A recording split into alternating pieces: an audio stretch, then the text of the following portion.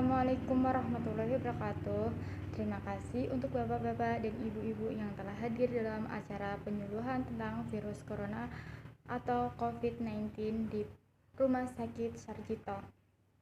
Sebelumnya saya akan memperkenalkan diri terlebih dahulu. Nama saya Fajar Hidayatur Rahmah dengan NIM 2017 141006.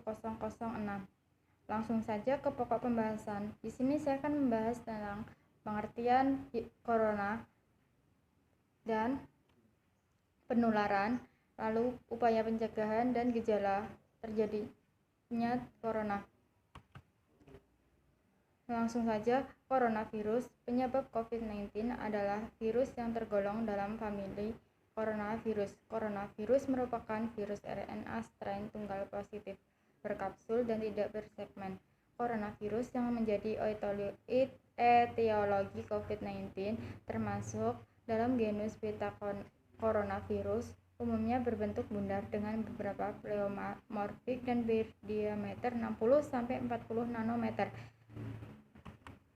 Penularan masa inkubasi coronavirus rata-rata 5-6 hari dengan range antara 1 dan 14 hari, namun dapat mencapai 14 hari.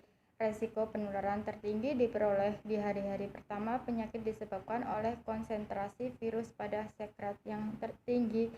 Orang yang terinfeksi langsung dapat menularkan sampai dengan 48 jam sebelum onset gejala dan sampai dengan 14 hari setelah onset gejala. Periode presimptomatik karena memungkinkan virus menyebar melalui droplet atau kontak dengan benda yang terkontaminasi. COVID-19 utamanya ditularkan dari orang yang bergejala ke orang lain yang berada jarak dekat melalui droplet.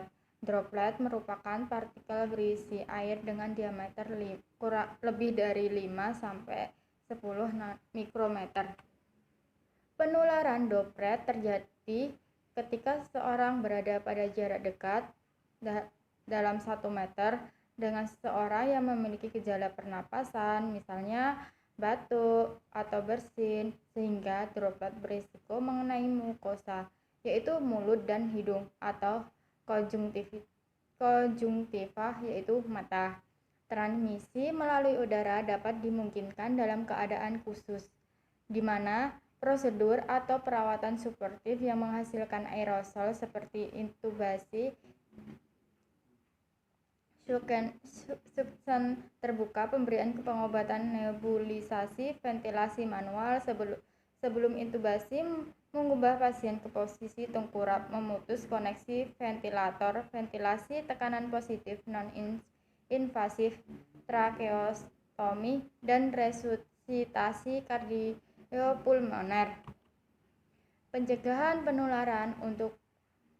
Untuk mencegah penularan, WHO merekomendasikan serangkaian tindakan komprehensif termasuk hal-hal berikut ini, yaitu 1. Mengidentifikasi kasus-kasus yang dicurigai secepat mungkin dengan uji dan mengisolasi semua kasus atau orang yang terinfeksi di fasilitas kesehatan yang sesuai. Melakukan identifikasi dan karantina semua orang yang kontak dengan mereka yang terinfeksi, serta uji mereka yang mengalami gejala sehingga dapat diisolasi jika terbukti atau terpapar virus dan memerlukan perawatan. Gunakan masker kain dalam situasi tertentu, misalnya di tempat-tempat umum di mana transmisi komunitas dan di mana langkah-langkah pencegahan lainnya seperti jaga jarak fisik tidak dimungkinkan. Lalu ada penggunaan tindakan pencegahan kontak dan tetesan orang petugas kesehatan yang merawat pasien COVID-19 yang dicurigai dan dikonfirmasi, serta penggunaan tindakan pencegahan di udara ketika produser pembuatan aerosol dilakukan. Penggunaan masker medis secara terus-menerus oleh petugas kesehatan dan perawat yang bekerja di semua area klinik. Selama semua kegiatan rutin di seluruh shift, sering-seringlah melakukan kebersihan tangan, menjaga jarak fisik, dan memperhatikan etika pernafasan. Hindari tempat-tempat ramai, pengaturan kontak dekat, dan ruang terbatas dan tertutup dengan ventilasi buruk. Kenakan masker kain saat berada di ruang tertutup dan penuh sesak untuk melindungi orang lain dan memastikan ventilasi lingkungan yang baik di semua pengaturan tertutup dan pembersihan dengan disinfeksi lingkungan yang sesuai. Pesan yang disampaikan ada antara lain yaitu 1. Mencuci tangan dengan sabun dan air mengalir serta bila setidaknya 40-60 detik. Cuci dengan air dan keringkan dengan handuk bersih atau kertas sekali pakai.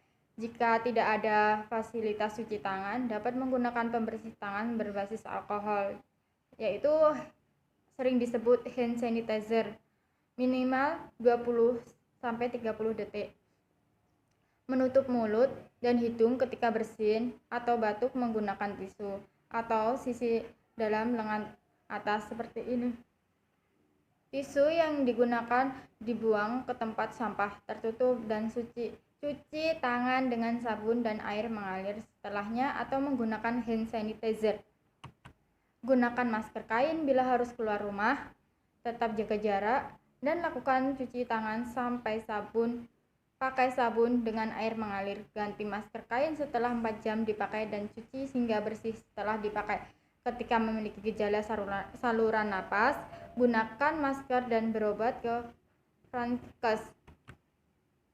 Melakukan kebersihan tangan rutin, terutama sebelum memegang mulut, hidung, serta setelah memegang benda-benda yang sering disentuh seperti pegangan pintu, pagar, meja, papan ketik komputer, dan lain-lain.